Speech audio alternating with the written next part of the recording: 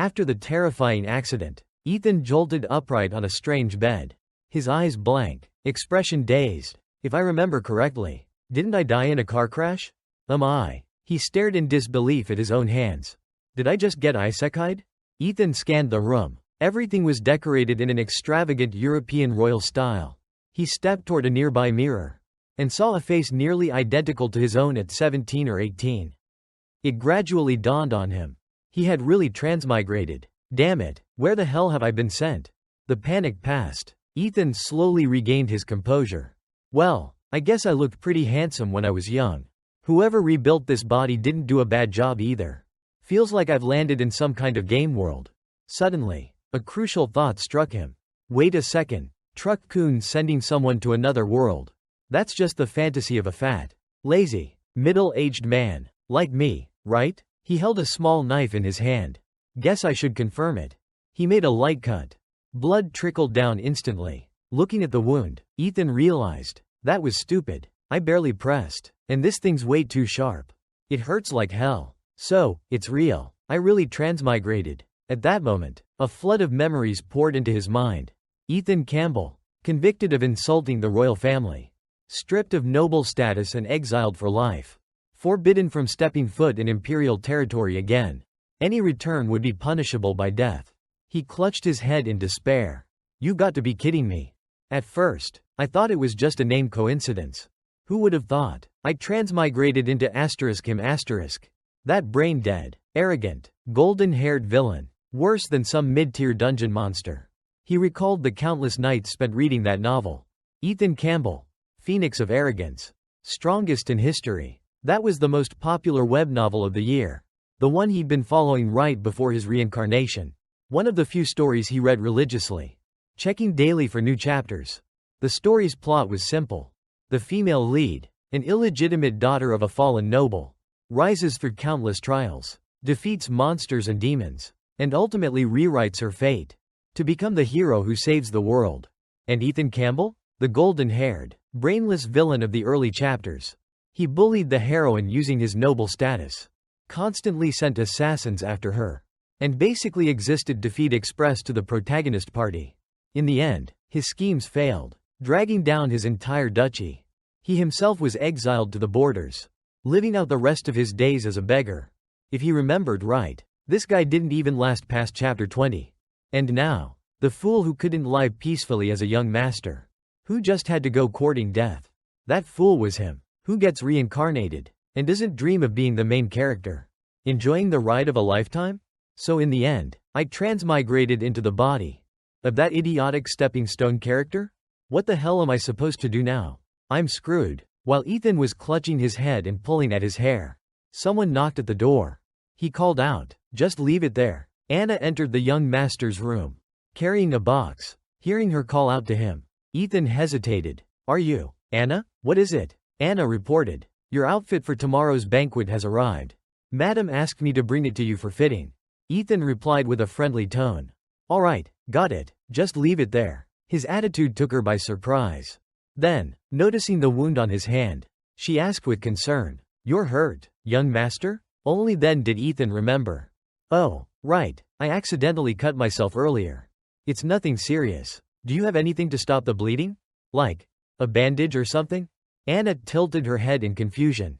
"Bandage? I'm not sure what you mean, young master. But if you only need to stop the bleeding, I can help." Ethan blinked in surprise. "You can do healing too?" Anna gently took his injured finger, brought it to her lips, and softly licked the wound. Ethan turned bright red from embarrassment. When she finished, she let go of his hand and spoke with a gentle tone. "The bleeding has stopped. Every drop of your blood is precious. Young master, please take care not to harm yourself." Her sincere tone made him even more flustered. "Why yeah, okay, I'll remember." Anna stood up and politely asked, "If there's nothing else you need, I'll return to my duties." "Thanks, I appreciate it," Ethan replied politely. As the door closed behind her, he struggled to contain the thrill running through his body. He couldn't help but let out a delighted scream. "God, this is so unfair. That gentle, dark-haired maid just now. She's way too adorable." Meanwhile, Anna was still thinking to herself, "Did the young master just thank me?" Back in the room, Ethan was still confused. A duke's son. Rich, handsome, high status, and pampered by a cute maid. Why would this guy go and provoke the protagonist? What for? If I remember correctly, the real reason he got exiled was because he drugged the empire's third princess during her coming-of-age ceremony. Well, now that I know where the problem lies, the solution is simple. Don't mess with that phoenix arrogance girl. Don't go asking for death at that coming-of-age event. If I can survive that, there might be a chance to change fate and go back to living as a rich, carefree young master. But when exactly is the coming-of-age ceremony? Wait, didn't Anna just say she brought me the outfit for it? Ethan froze. Tomorrow? A panicked scream echoed through the entire room. Alone in the room, Ethan began desperately pleading with any kind of spiritual force that might be listening. Hey, system? You there? Old master? Goddess? Anyone? Hey, could someone, anyone, pay attention to me a little? Is there really no cheat I can use here? In my past life, didn't I pull a 10 roll with 5 golds? Even if it was a lifespan draw. I don't deserve this kind of treatment, right? Tomorrow is the coming-of-age ceremony. I'm done for. Would apologizing to the protagonist tomorrow lessen her hatred a bit? She probably won't make any unreasonable demands, right? Like asking me to lick her feet in front of everyone. Ethan kept trying to encourage himself. Come on, Ethan, you can do this. A true man knows when to yield. A little humiliation like licking someone's feet. That's nothing compared to losing limbs and begging on the streets.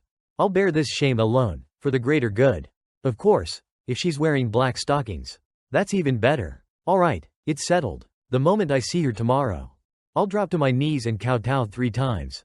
Just as he was regaining his fighting spirit, something heavy smacked him on the head. Ow, Ethan cried out, rubbing the sore spot. What the hell was that? You trying to split my skull open? He turned around and saw a mysterious book lying in the middle of the bed. When did that get there? He couldn't believe his eyes. Could it be? The book was now firmly gripped in his hands. Is this the cheat I've been waiting for? He couldn't control his excitement. Yes, let me see. Ethan hugged the book like it was a sacred treasure. Heaven hasn't abandoned me after all. Even if I was born to be a waste of space. A cannon fodder noble brat. With a cheat like this, everything changes. Starting now, I'll defy fate and rewrite my destiny. My fate is mine to control. But when he opened the book, he froze. Turning page after page, he found every single one completely blank. No way. What the hell is this? A divine book with no text? Could it need some sort of activation method? Just then, the wound on his head, from that earlier mysterious hit, began to bleed. A few drops landed on the blank pages. The entire book suddenly gave off a dark, eerie aura. What is this? The strange energy radiating from the book sent chills down Ethan's spine. What the hell is going on? The blood from his wound seemed to be pulled into the pages. My blood, Ethan murmured, and then, his consciousness slowly faded. In a pitch-black space, he found his hands shackled to a wall. Even his legs were bound. His entire body was covered in wounds. Iron chains were wrapped around his neck, making him look utterly wretched. A pair of blue eyes slowly opened. His awareness was still hazy. He had no idea what was happening. A girl appeared in front of him, her expression dark and gloomy. She leaned close to his face and whispered. At last, you've awakened, the girl whispered softly. I've waited for you, for so long. Ethan groaned, pain flooding his entire body. It hurts, the girl replied calmly. Of course it hurts. I made sure you'd never forget this moment. You don't know how much I've suffered waiting for you. You weren't supposed to be like this. You were cruel, ruthless, selfish. You brought pain to others, not compassion. You were supposed to be hated by everyone, so that you would belong to me alone. But you've changed. Your heart has turned. And that is unacceptable. Still, don't worry. No matter how long it takes, I'll purify you slowly. With my love, we'll be together forever. Even death won't separate us. No, don't. Ethan screamed, bolting upright from the terrifying dream. His breath was ragged. He was still trembling. That was just a dream? Was it? He stared at his shaking hands. The pain on his skin remained. The wounds were still there. That dream was too real. Could it have been a prophetic vision? Right before I passed out, that book flipped wildly on its own and absorbed a ton of my blood. If that so-called cheat book can actually create prophetic dreams, then the ending I just saw Being torn to pieces. Was that the punishment for doing something wrong? He turned back to the book and froze as he read the contents inside. One line had appeared. Do not defy fate. Asterisk. Ethan sat in stunned silence. Don't change fate. Suddenly, the book dissolved into a cloud of eerie, dark mist and surged into his mind. This wasn't looking good. It's warning me. If I change the original plotline, I'll meet that terrible end I just saw? But why? That ending was horrible. The setting sun cast warm rays into the room as Ethan stared blankly outside, lost in thought. So in the end, my ideas were nothing but foolish dreams. If I want to keep living, then I'll have to accept destruction willingly? But then, a thought struck him. Wait, now that I think about it, the original ending wasn't actually that bad, was it? At least, I survive in the end. That loser had no survival skills. So when he was exiled, he naturally became a beggar. But me? I'm different. I'm a modern mercenary with real-world skills. Someone who's faced all kinds of hardships. Besides, the book never said what happens to Ethan Campbell after the exile. Once I'm out there, I could use my modern knowledge to build my own empire. Wouldn't that be awesome? This so-called noble identity isn't really worth clinging to anyway. It's nothing more than a privileged class, built on the exploitation of the working people. As a true proletarian warrior, a believer in socialism, I'll rely on my two hands and my knowledge to command wind and rain in this new world. It was mealtime. Ethan enjoyed his dinner with immense satisfaction. He thought to himself, damn, I've never had beef this delicious in my previous life. And there's wine too? This corrupt, oppressive upper class sure lives large. The table was filled with exquisite delicacies, and the sight alone made Ethan incredibly happy. This is way too good. Seeing Ethan in such a joyful mood, the Duchess, Noailles Campbell looked at him with concern. What's the matter, little Ethan? You seem unusually cheerful today. The Duke of the Empire, Leon Campbell, seated beside her, chuckled. He must be looking forward to tomorrow's coming-of-age ceremony. After all, it's one of the most important events in his life. Ethan quickly responded with the appropriate tone. That's right, father, mother. I'm truly looking forward to it. Noailles gazed at him lovingly. My little Ethan, how you've grown. I can hardly believe it. Tomorrow, my son will surely become the center of everyone's attention. I wonder how many noble ladies will be enchanted by him? Leon gently reminded her. That won't happen. Our Ethan already has a fiancée. If Princess Cecilia sees anything that stirs jealousy, it won't be easy to explain. Noailles scoffed with clear disapproval. HMPH. I don't like that Princess Cecilia at all. She's always so cold and not the least bit cute. Totally unworthy of our little Ethan. Leon tried to reason with his wife. You can't say things like that. If even Princess Cecilia isn't worthy, then who would be? Hearing his parents talk like this, Ethan silently broke into a cold sweat. Dear parents, how much blind faith do you have in your son exactly? Princess Cecilia. Do you even know what kind of person she is?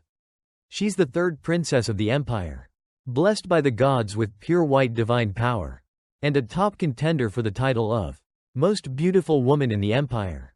In the original novel, her cool and noble demeanor, combined with her secretly warm heart, made her immensely popular. Wherever she went, eyes followed. And your precious son? He's basically just rotten fish in the gutter.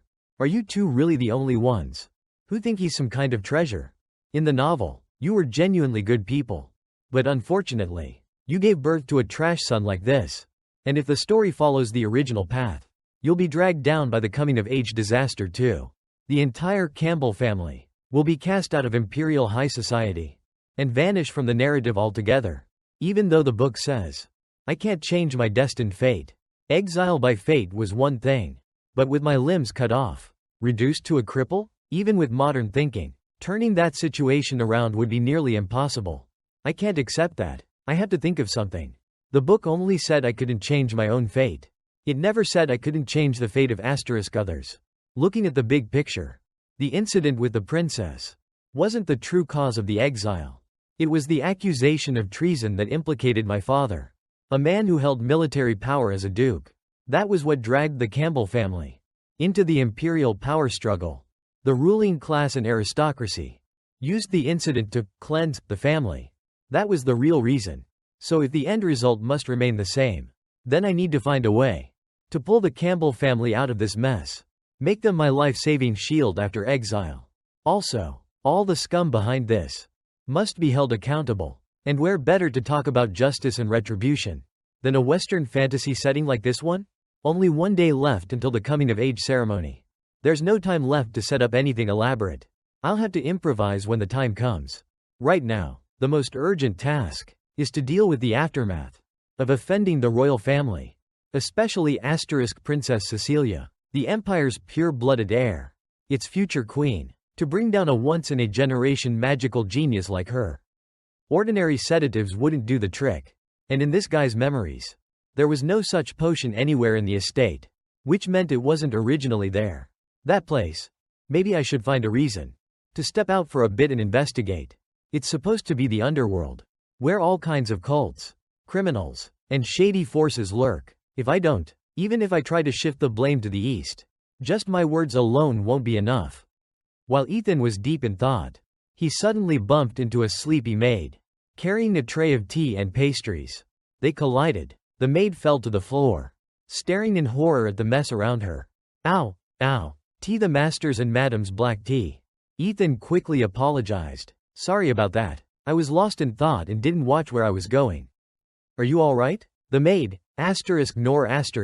looked at him with suspicion. You're. When she saw his face clearly, her eyes widened. Tea, the young master. She frantically grabbed a cloth and tried to wipe the tea off him. I'm so sorry, young master. I'll clean it up. But when she saw the black tea stains on his fine clothes, her face went pale with dread.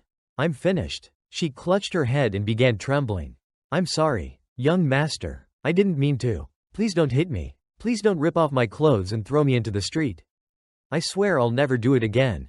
Please spare me. Ethan sighed in frustration. It's just spilled tea. Why is she this terrified? How horrible must the original me have been for people to be this scared? He gently reached out and helped her up. It's all right. It's just a small thing. I'm not going to punish you. Get up. Noor stood frozen in place, stunned by Ethan's uncharacteristically gentle attitude. He remained genuinely concerned. Are you all right? You feel really warm. Using a modern method of checking for fever, he pulled Noor gently into his arms. As I suspected. Why are you this warm? You're burning up. Are you seriously running a fever and didn't even notice? You're hot enough to boil an egg on your forehead. Why haven't you gone to rest yet? Noor blinked, wondering if she was dreaming. Tea, the young master. She stammered. Because tomorrow is your coming-of-age banquet. We're short on staff in the estate. Ethan's tone stayed soft. Even so, you shouldn't be working while you're sick. From a distance, Anna watched everything unfold silently. She finally stepped forward. Young Master Ethan, she called. Ah, Anna. Ethan responded. Perfect timing. Please take care of her. Then he paused, as if suddenly realizing something. Right. What's your name again? The maid shyly answered, reporting to the young master. My name is Noor. Ethan gave the order. All right, Anna. Arrange for Noor to rest properly. Anna hesitated. But young master, the coming-of-age ceremony is tomorrow night. All the maids in the estate have their duties. If Noor rests, it will increase the workload on the others quite a bit. Ethan remained calm. Then hire help from outside the estate. Are you telling me that our duchy can't afford to hire a few more workers? That's my final decision. Tell the head maid this. Any servant with poor health should be sent to rest. For the vacant spots, recruit temporary help from outside. I don't want any sick servant causing trouble for our guests tomorrow. Hearing such a detailed explanation, Anna had no objections left. Understood. I'll relay your instructions to the head maid. As Ethan walked away, the two women silently watched his back. Noor quietly asked, Anna, wasn't the young master always against hiring outside help? He said he didn't want filthy commoners dirtying the estate, right? But today, Anna gently said, don't think too much. Just follow the young master's orders and go get some rest. Yes, ma'am, Noor replied softly. Anna silently thought to herself. He really has changed, just a bit. To avoid any unpredictable accidents, it seems I'll have to move up the timeline for my plan. Back in Ethan's room, jewels and accessories were scattered across the floor. He was rummaging through several ornate chests.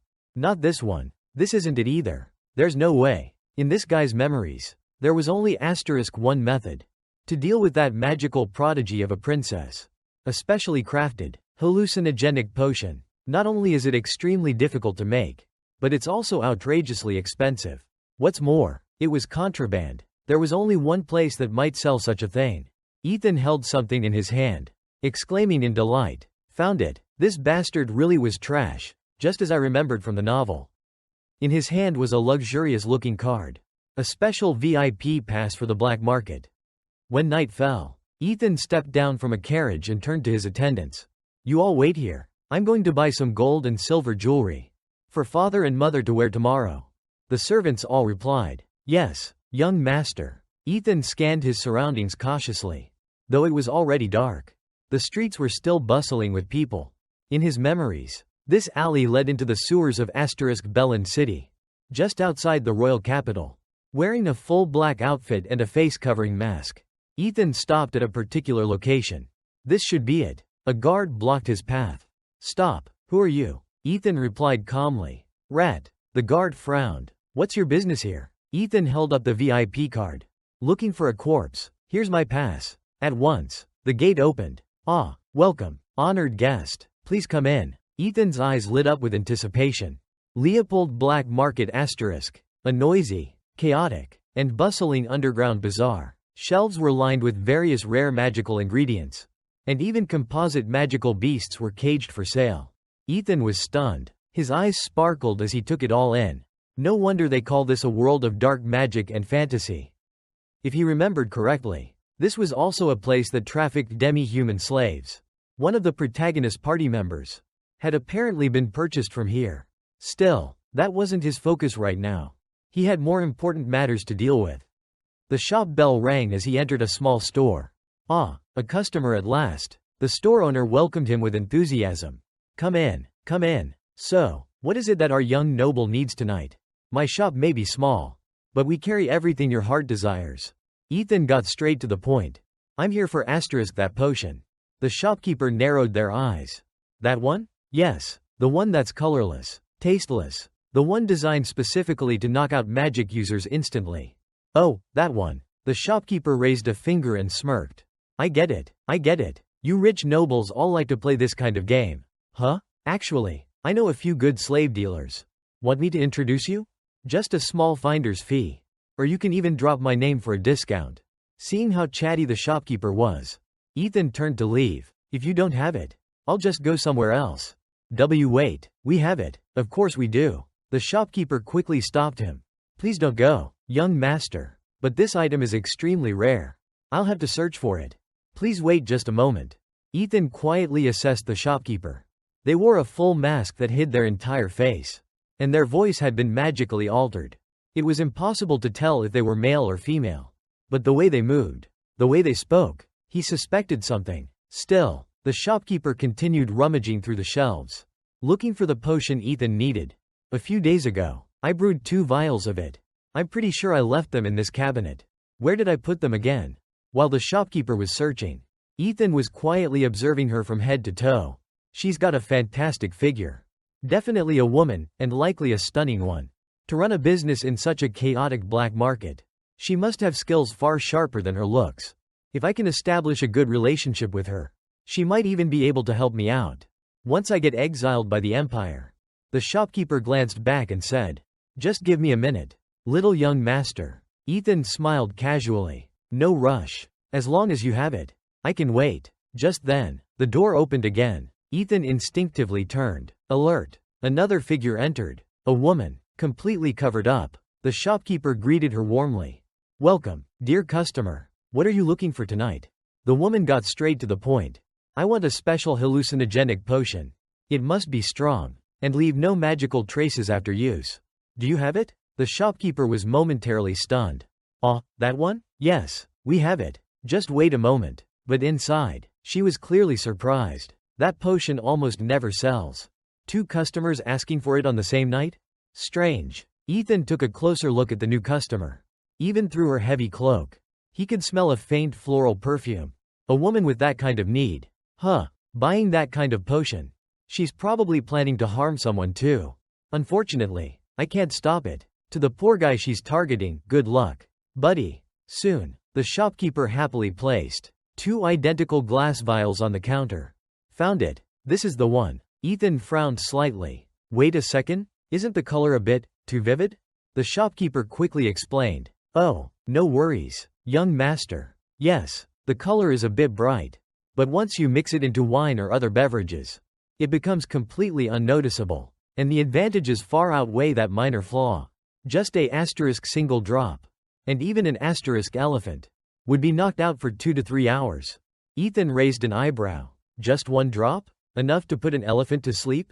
You sure about that? The shopkeeper puffed her chest with pride. Of course it's true. You get what you pay for. If you don't believe me, you're welcome to try it here. But fair warning, if you fall asleep, it'll cost you **5.000 meals per hour.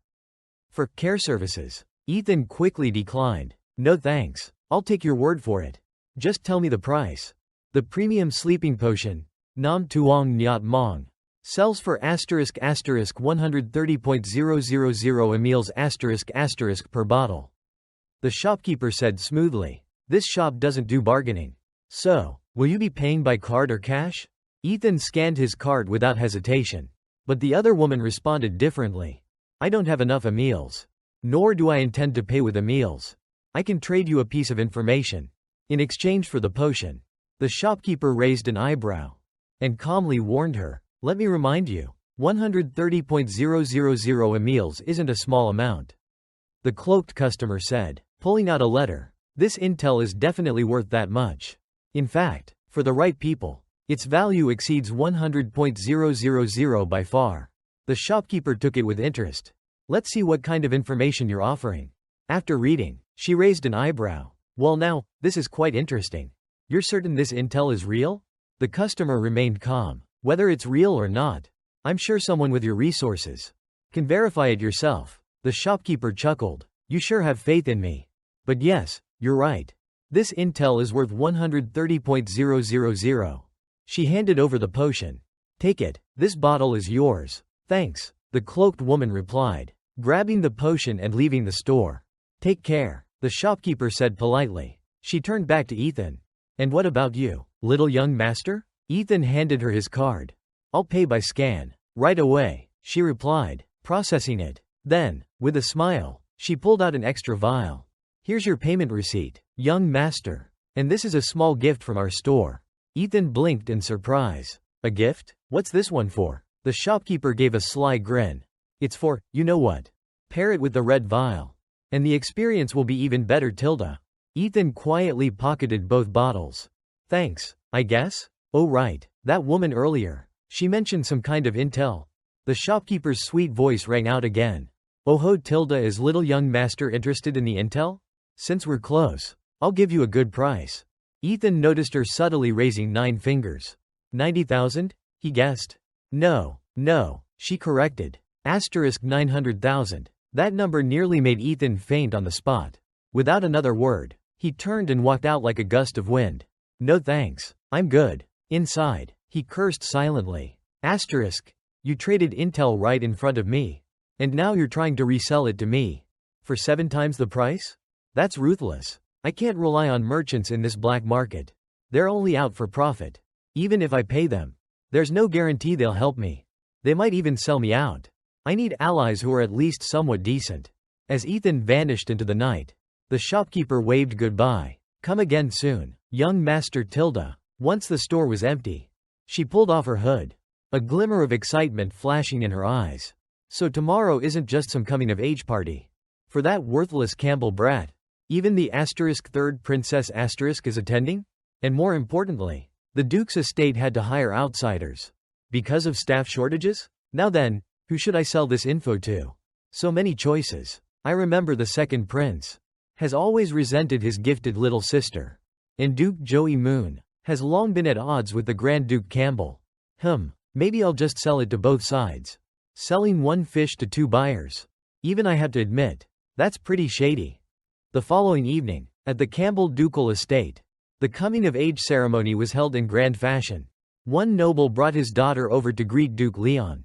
Your Grace, this is my 3rd daughter. She's here to pay her respects. The young lady curtsied politely. Greetings, Grand Duke Campbell. But just as she finished speaking, she suddenly froze. And the moment her eyes landed on Ethan, she panicked and turned to flee. Her mother called after her.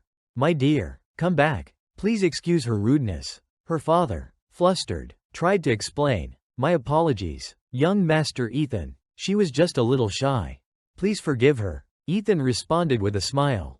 It's quite all right. No offense taken. If anything, we should apologize for not being better hosts. Please, enjoy the banquet. Internally, Ethan thought to himself. Asterisk, so it wasn't just the Marquis's daughter. This guy really did have quite the eye for the ladies. Asterisk, still, the original version of me must have had a terrible reputation. Leon gently patted his son's head. I'm very pleased with how you've behaved tonight. Ethan looked at him with doubt. Leon smiled. I used to worry about you a little. But now I see there was no need. You're the star of tonight's ceremony. By the end of it, you won't be a boy anymore. You'll be a true man of House Campbell. Let's do our best. Moved by his father's words, Ethan replied earnestly. I will, father. Just then, a voice called out from the entrance.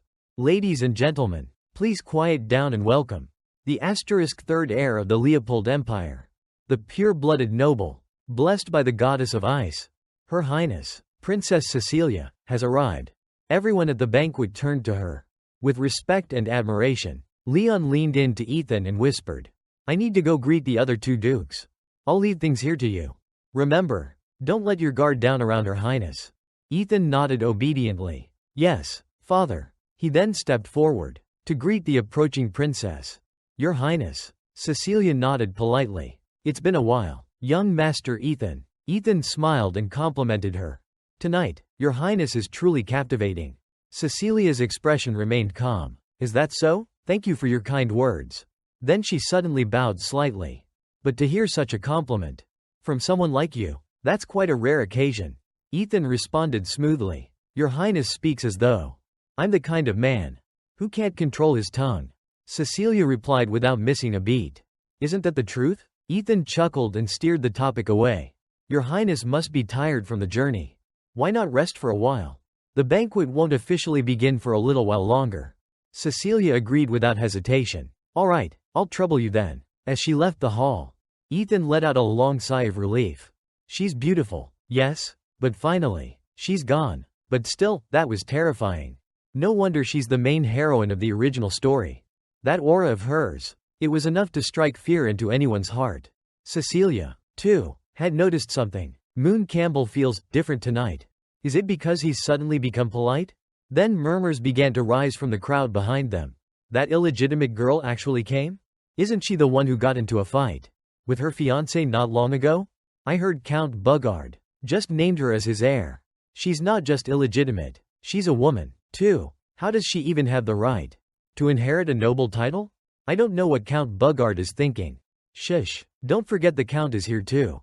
If he hears you. Ethan looked toward the commotion with anticipation.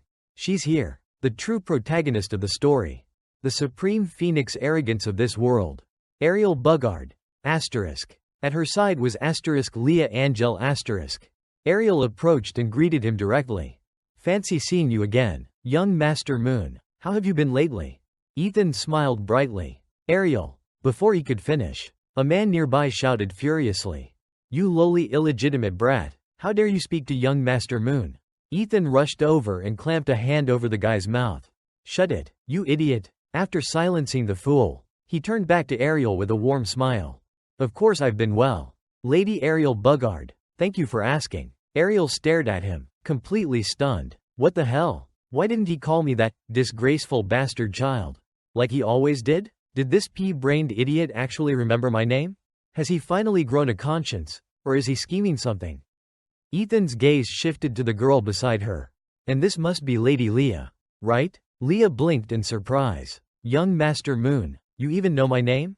Ethan, more charming than a pageant queen, responded smoothly. But of course, how could I not know the name of such an important guest this evening? Isn't that right, Lady Leah Angel? He extended a hand politely. But before Leah could respond, Ariel swiftly pushed his hand away and stepped in front of her protectively. What do you think you're doing? Her presence was sharp and cold, and even Ethan's voice trembled slightly. Lady Ariel, She cut him off icily. Moon Campbell, listen carefully. I'm only here out of respect for my father. I don't care what your little plans are. If you have any schemes, aim them at me, but if you even think about laying a finger on Leah, I will make you regret it. With that, she turned and led Leah away. Come on, Leah. Yes, Leah replied quietly. Ethan could only stand there, feeling helpless and defeated. It seems her impression of the original me runs deep. It won't be easy to change that in a short time. Forget it. After tonight, our destinies will become two parallel lines, never intersecting again. From now on, she'll be the savior of the world, and I'll be just a worker, building my own life. We both have our own bright futures ahead. Lady Phoenix arrogance? And so, under the guidance of my parents, I, Moon Campbell stood before all the nobles of the empire, and completed my official coming-of-age ceremony. From this day forward, I was recognized as the official heir of House Campbell. Unfortunately, if the story followed its original plot, that title would only last until the end of the night. After finishing the oath ceremony, Ethan let out a relieved sigh. Finally, it's over. Now it's time to prepare for the real mission. He scanned the room anxiously, searching for the silhouette of Princess Cecilia. At last, he found her, standing quietly in a distant corner. He approached with a polite smile. To think a noble princess like your highness should be left all alone like this. What a failure on the host's part. Cecilia turned and greeted him. Moon Campbell. He looked at her with hopeful eyes. I wonder, would I be fortunate enough to have this dance with your highness? You're asking me to dance? She replied calmly. Ethan bowed slightly. But of course, my beautiful princess. Cecilia let out a breath. Well, it is your coming-of-age celebration tonight. I have no reason to refuse. Thank you, your highness. Ethan replied happily. The surrounding guests watched in awe. Isn't that? Leah gasped beside Ariel. Look, Ariel. Busy savoring a pastry, glanced up. What is it? Moon and Princess Cecilia. They're dancing, in the center of the ballroom. As they danced, Cecilia said, your steps aren't bad. Ethan smiled humbly. Thank you for the compliment. But I'm just a beginner. Really? Cecilia studied him for a moment. You truly have changed a little. Moon Campbell. Oh, in what way? He asked. Is it that I no longer act like a noble? No, she replied. It's the way you invite others. That confused him. The way I invite? Cecilia smirked and recalled aloud. I remember the last time. At the Academy's dance, you invited the daughter of a viscount like this. She mimicked his voice mockingly. Woman, rejoice. Cheer loudly. This young master has granted you the honor of one dance. The memory made Ethan's face go pale. Oh no, not that. Cecilia saw him flustered and teased. What's wrong? Did I not get the voice right? Ethan immediately pleaded. Please, your highness Cecilia, I admit I was wrong. Can we pretend that never happened? The musicians were fully immersed in their melody, while Moon leaned in and whispered softly into Cecilia's ear. Your highness, after this dance, may I invite you to my room for a private conversation? Cecilia hesitated. Moon Campbell. Even though we're engaged, the two of us. Moon quickly responded. I understand, your highness. I have no intention of overstepping. I simply wish to speak with you about the details of our engagement. Cecilia paused, then gave a quiet, oh. Moon continued. I know you don't like me. In fact, this engagement was arranged only because His Majesty the King wished to maintain good relations with my father. This was His Majesty's political decision. If you were to break off the engagement, it would surely affect the royal family's reputation, and perhaps even your relationship with your father, the king. Am I wrong? So I was thinking, at the very least, on the matter of canceling this engagement, we're on the same side. If we work together, we might be able to find a way to dissolve it quietly and cleanly. What do you say, your highness? Cecilia nodded. I see. Yes, this is something best discussed between the two of us alone. Moon smiled inwardly. Hook, line, and sinker. Sorry, your highness, but for the plot to move forward, this was the only way. But before the song even ended, Cecilia suddenly grabbed his arm. Where's your room? Let's go now. Moon was so caught off guard. He could barely form a sentence. Before he knew it, the two of them had already slipped out of the ballroom. A maid watching from the side whispered. She left with that brain-dead young master. Another nearby answered coldly. Yeah, Time to begin the operation. Be quick. The third one added cautiously. This is still the Lion King's territory. After all. Not long after, in Moon's room, seeing him bring out a bottle of wine, Cecilia immediately refused. Sorry, I don't drink alcohol. Moon insisted. It's just wine, surely just a little won't hurt? But her tone was firm. Not even wine. My body doesn't tolerate alcohol. Not even a single drop. Moon gave up with a sigh. All right, seriously. He groaned inwardly. The novel never said how the princess passed out. The potion is bright red. If she won't drink wine, what am I supposed to do? Forcing a smile, he asked, if your highness won't have wine, would you like something else to drink? Just as she was about to answer, coffee. Moon quickly cut her off. There's only black tea. Due to unforeseen circumstances, the only beverages available tonight are wine and black tea.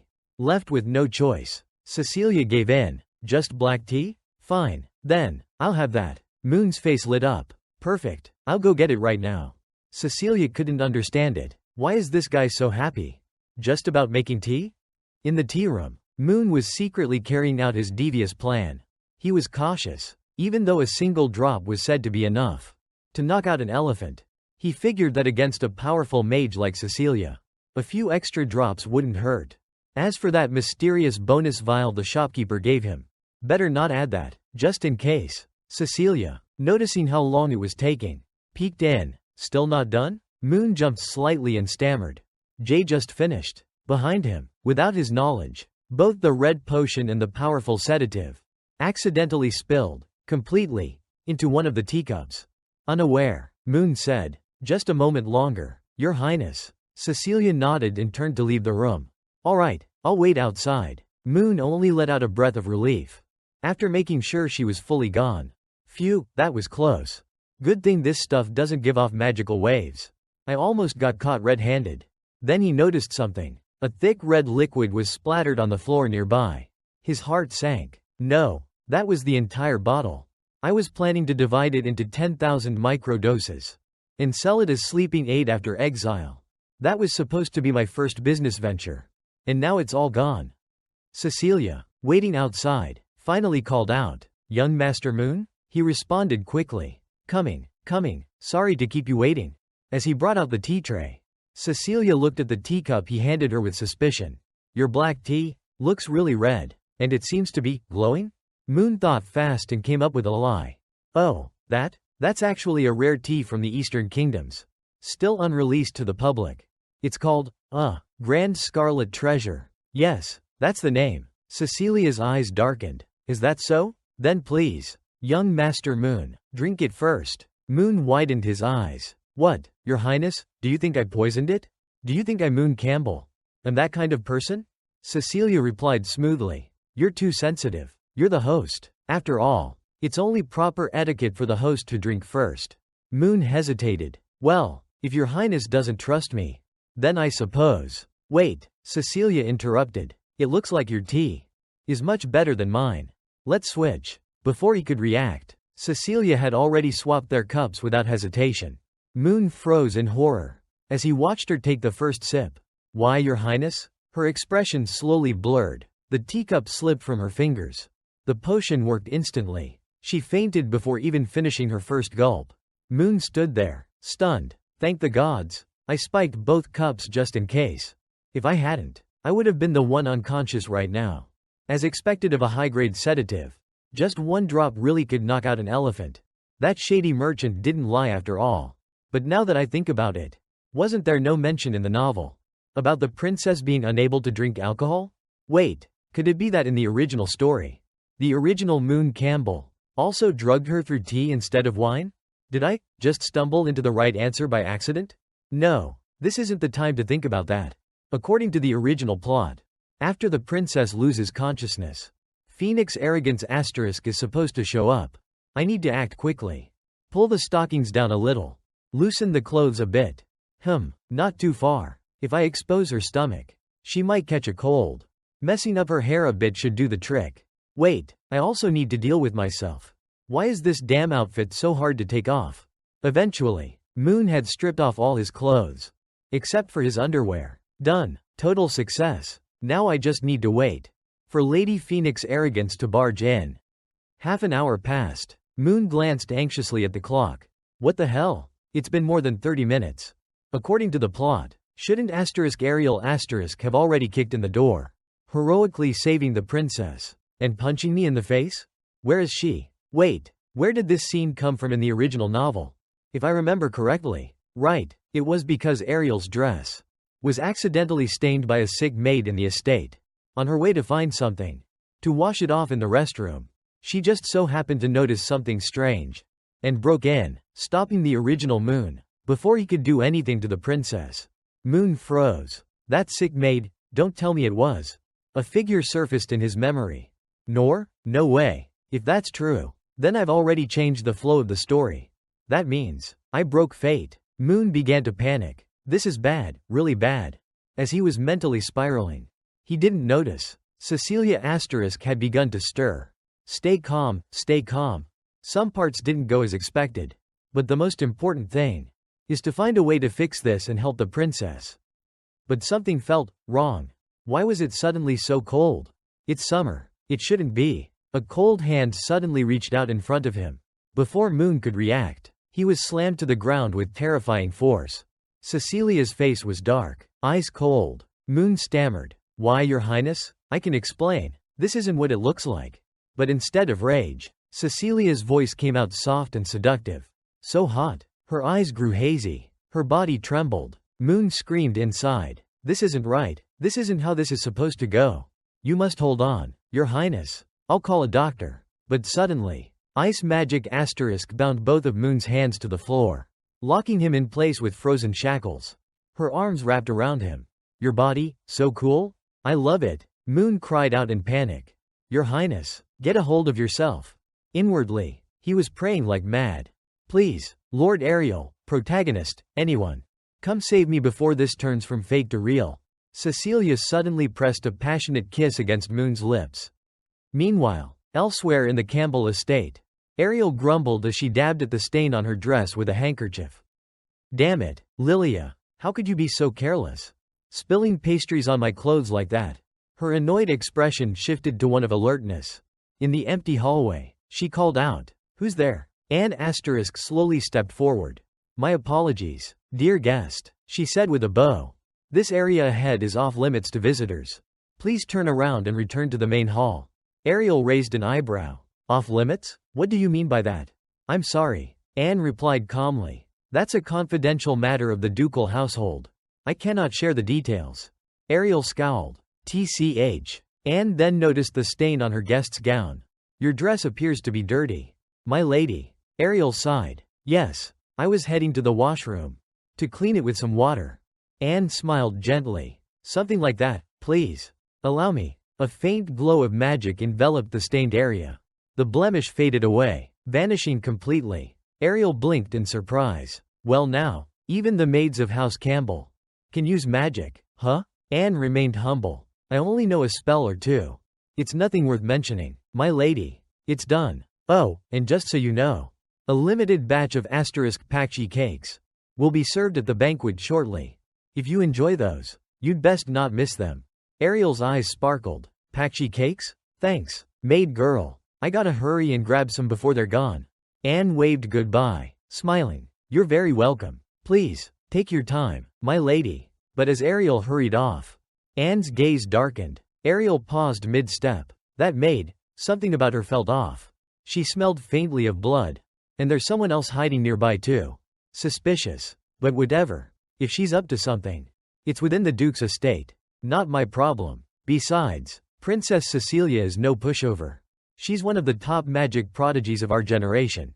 No way that brainless rich kid could lay a finger on her. Right now, nothing is more important than my beloved patty cakes. I'm coming, my precious pakshi cakes. Once Ariel disappeared around the corner, a voice spoke up behind the shadows. She's gone. Was she your target too? Another figure answered. No, she's actually the mission target of number 9. But 9 used to be my partner. So I know some things about her. The first woman narrowed her eyes. You remember number 9, huh? I thought that mission failed.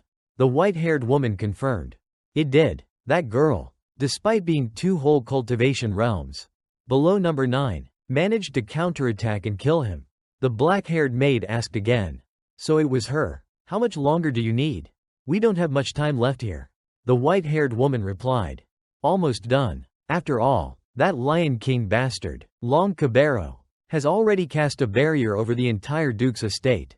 Creating a silent breach in that kind of protection, without anyone noticing, isn't exactly easy. Her companion urged her to hurry. If Moon Campbell or Princess Cecilia suddenly walks out, our mission will be a complete failure. I know, the white-haired one replied. But I think we still have time. When I was investigating them earlier, they seemed to be doing that. The other woman blinked. That? Back in Moon's room, after everything was over, Moon let out a long, exhausted breath. Finally, it's done. I risked my life just to avoid that. And in the end, I managed to protect the decades-long identity of a high-ranking mage. If I had really gone through with it, what awaited me wouldn't have been exile, but certain death. Still, looking at it now, maybe this wasn't so bad after all. But then, Cecilia pointed her sword directly at Moon, asterisk. Her voice was cold and steady. Say your final words, Moon Campbell. This is your last chance before I kill you. Moon tried to stall. Wait, if I don't say anything, are you really going to? Cecilia cut him off. If you have no last words, then, wait, Moon screamed. I do. Just give me a second to think. Inside, Moon was spiraling. This is bad, real bad.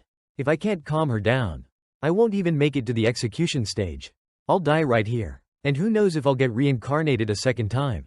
At this point, I can only bet on my modern brainpower. Moon suddenly turned on the deep emotional mode. There was once a sincere love, right in front of me, but I was too blind to recognize it. Only after losing her, did I truly regret it. With all my heart. If heaven gave me one more chance. He didn't get to finish. Cecilia's blade swung forward, so fast, Moon's face went pale. She remained utterly unmoved by his monologue. So that's it, huh? That disgusting excuse was what you call a confession? Moon scrambled to explain. Disgusting? Come on, that's a little harsh. I mean, in another sense, I was being sincere, wasn't I? Besides, we didn't actually go that far, right? So about what happened tonight? Cecilia furiously snapped. You call drugging someone a sincere act of love? What kind of sick joke is this? Moon Campbell? If you truly had feelings for me, you should have stood before me with honesty. With your strength, your character, and your sincerity. Like a asterisk real man would. Maybe I wouldn't have fallen for you. But I would have respected our engagement. And accepted you as my future husband. A single tear rolled down Cecilia's cheek. And yet, you chose to drug me. You chose the most despicable, vile method possible. Moon finally confessed. I'm sorry, Cecilia. I swear I'm telling the truth. I had no other way. That's why I did it. I only wanted a certain outcome. I never intended to actually violate or harm you. But Cecilia would no longer listen to any of his excuses. Shut your mouth and get on your knees. Just then, a knock echoed from outside the room. Both of them turned toward the door. Cecilia gripped Moon by the neck. Her tone icy. Tell whoever it is to go away. Moon choked out. I can't. This room is soundproof. They can knock, but they won't hear anything from inside. Nor can we call out for help. Cecilia clicked her tongue coldly. TCH. Fine. She let him go. You get to live, for now. Put your clothes back on. And go open the door.